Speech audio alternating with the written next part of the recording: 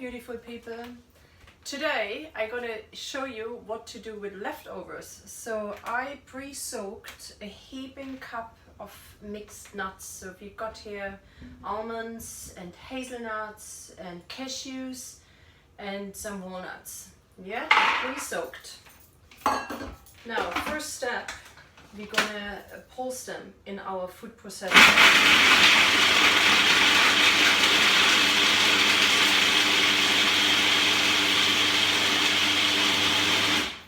And now this is the place where I like to give you a small advice. So if you're starting with a raw vegan kitchen, don't get too much pressured into recipes. Just start to experiment, because exactly that's what we're doing today. I just noticed I don't have any dates left, which is super weird because I thought I ordered them. So what I'm going to do, I just threw all my leftover nuts in here. I'm just adding a little salt because I like them to be just, you know, different in taste than usual. And I'm using an orange extract. It's an organic orange extract. Keeping it a little here. And we are using raisins instead of dates today.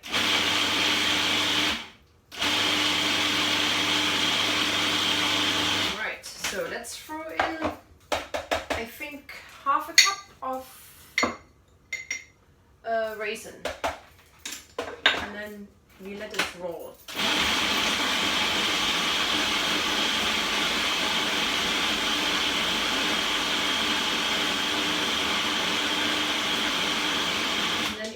You want to stop to scrape off the sides, and then you can already see it starts to combine.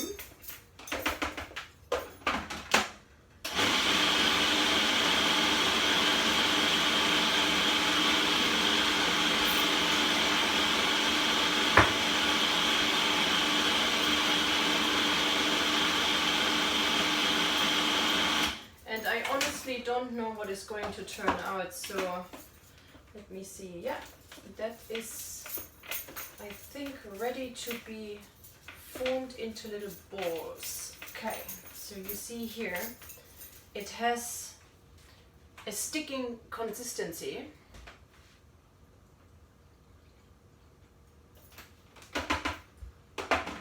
Just a little more.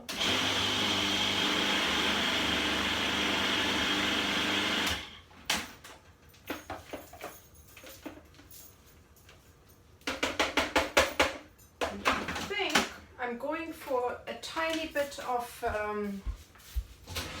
chocolate powder. Yeah, I'm going for a little bit of chocolate powder, caramel powder. Yeah, I'm just gonna add to taste and to change the color a little bit, yeah?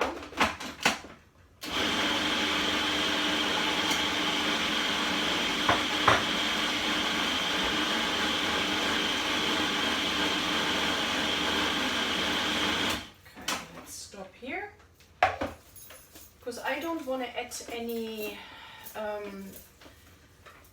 other sweeteners. So the caramel powder has naturally that very sweet taste. Okay, and then we should be almost ready.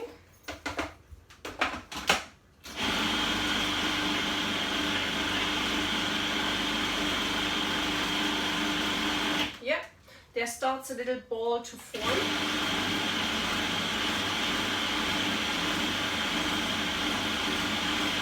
And that's a good indication that actually your dough is ready. And I'm going to use, a little bit of foil, because I like to demonstrate how you're going to roll. So under normal circumstances, I often just prepare the dough, and then I'm gonna leave the dough for about a couple of hours, or even sometimes overnight if I'm not able to finish my job.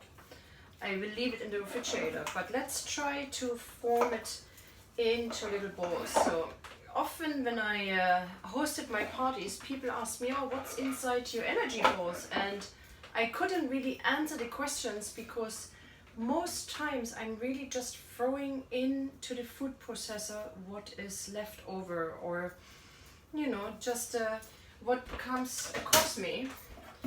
And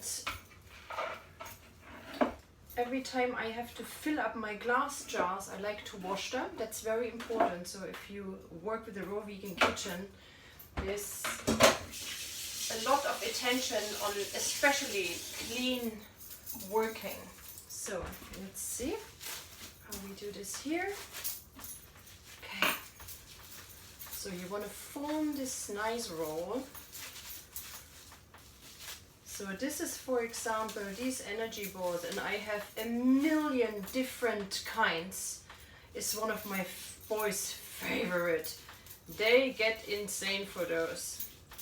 So you see, now we have a beautiful roll, and if you don't have time, you can just stuck that roll in the refrigerator as it is, and you could cut and eat. But we are going to turn them into little energy balls. Okay, so cut equal parts. When I started to make those and I was selling them, I usually weight them, but if it's just for home use, you don't need to weight them. And then you're taking your hands and you form them into little balls. And I'm using kinako powder. So kinako powder is not raw vegan. It's roasted soybean powder, but it has for me a little bit a sentimental